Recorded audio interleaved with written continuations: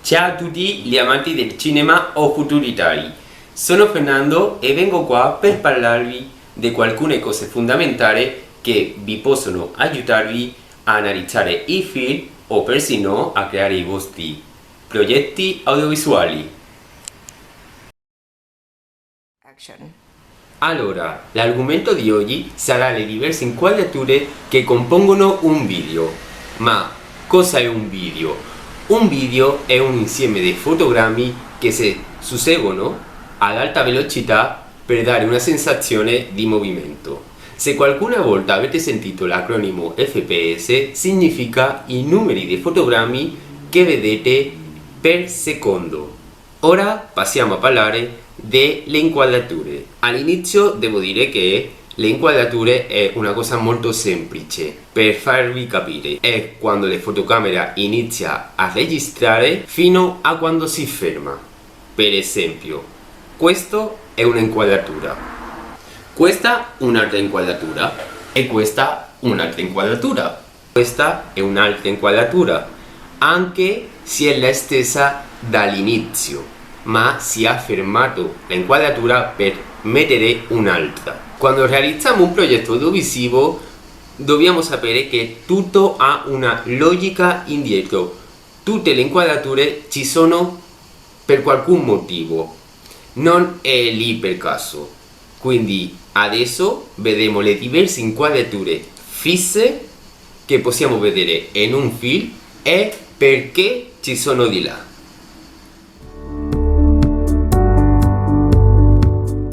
Prima di tutto ci troviamo con il campo lunghissimo. Come si può vedere si tratta di un'inquadratura molto aperta perché mostra un luogo molto ampio. Questa inquadratura viene solitamente utilizzata all'inizio della storia per introdurre lo spettatore nel luogo in cui si svolgeranno gli eventi. Fornisce anche informazioni sull'ora, giorno, notte o sul tempo, sole, pioggia, ma può anche servire a trasmettere solitudine o addirittura pericolo. La importanza di questa inquadratura non risiede nel personaggio, che è appena visibile, ma nell'ambientazione. Un'inquadratura un po' più chiusa che la precedente sarà quella del campo lungo. Qui possiamo vedere il nostro personaggio a corpo libero all'interno del luogo. Trattandosi di una ripresa aperta, è possibile trovare più di un personaggio, il che si chiama inquadratura congiunta. Ha un senso più narrativo, poiché lo importante sono il movimento del corpo dei personaggi e persino la vicinanza tra loro.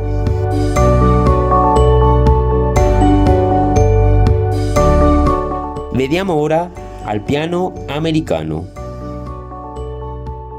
così chiamato perché è nato dal genere western, per la necessità di registrare i cowboy che estraggono le pistole dalla fondina. Questa inquadratura riprende il protagonista dalla testa fino a circa le ginocchia.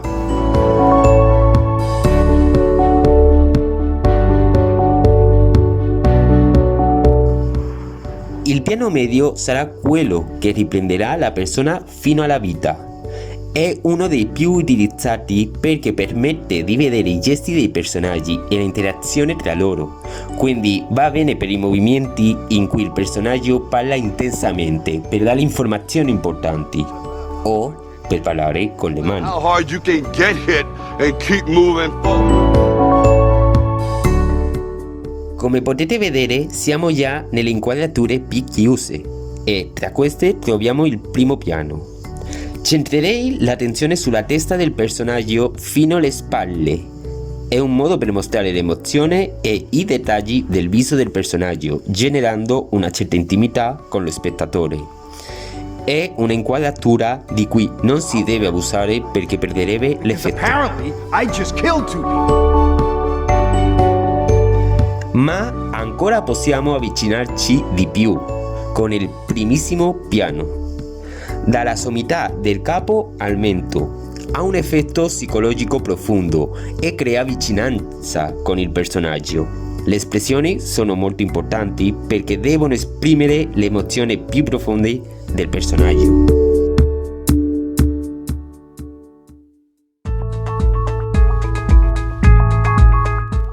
piano dettagliato. È l'inquadratura più ravvicinata di tutte e mostra una parte del corpo del personaggio o semplicemente un oggetto. La telecamera è posizionata molto vicino a questa. Si usa per evidenziare cose importanti nella trama che sono impercettibili a occhio nudo, come un'arma, una lettera, una ferita.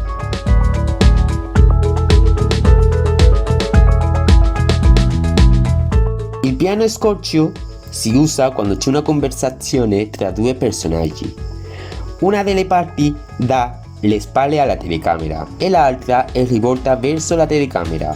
Aiuta a collocare i personaggi nello spazio che occupano tra loro.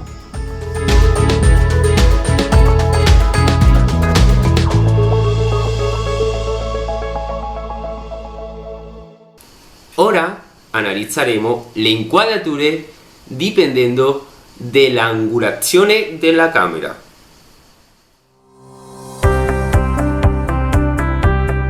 Inquadratura a piombo. La telecamera è posizionata perpendicolarmente al terreno e punta direttamente su di esso. Ha un effetto estetico ma serve a trasmettere solitudine, grandezza, movimento, libertà, morte.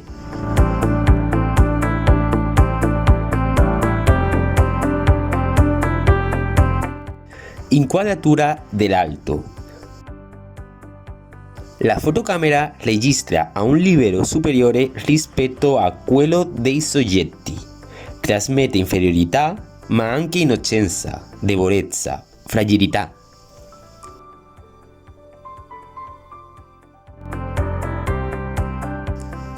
Inquadratura orizzontale. È l'angolo più comune nei film.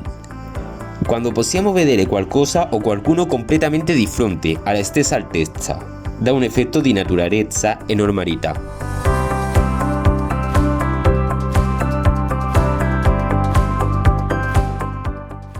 Inquadratura dal basso.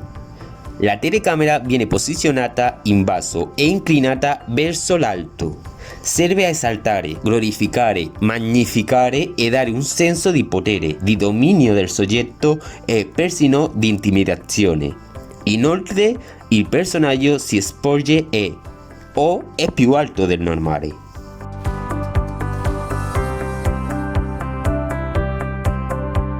Inquadratura supina.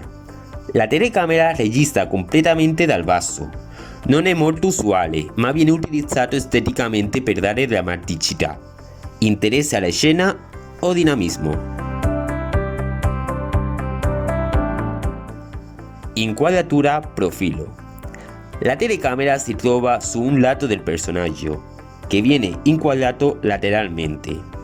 È molto comune nelle conversazioni, nelle scene di bacio o quando il soggetto sta guardando qualcosa, oppure nelle scene di dramma e sfiducia. Infine aggiungerei altre due inquadrature dipendendo dal punto di vista.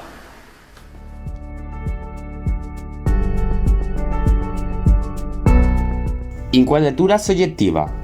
È quell'inquadratura che ci fa sentire come se fossimo dentro la scena, molto tipico nei film horror, in quanto genera lo stesso livello di paura e angoscia del protagonista. Anche se è comune anche essere parte del punto di vista dell'assassino per generare tensione non sapendo chi è l'aggressore.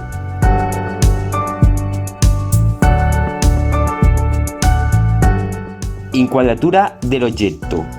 Molto simile alla precedente, ma la inquadratura ci colloca in un oggetto, come se fosse l'oggetto a guardare la scena. È un modo per far sentire lo spettatore un testimone silenzioso. Questo ci porta alla fine di questo video, quindi sapete più o meno per che cosa si usa ogni inquadratura. Quindi alla hora di fare i vostri progetti audiovisuali dovete tenere in conto che cosa volete esprimere. Ciao a tutti e ci vediamo nel prossimo video.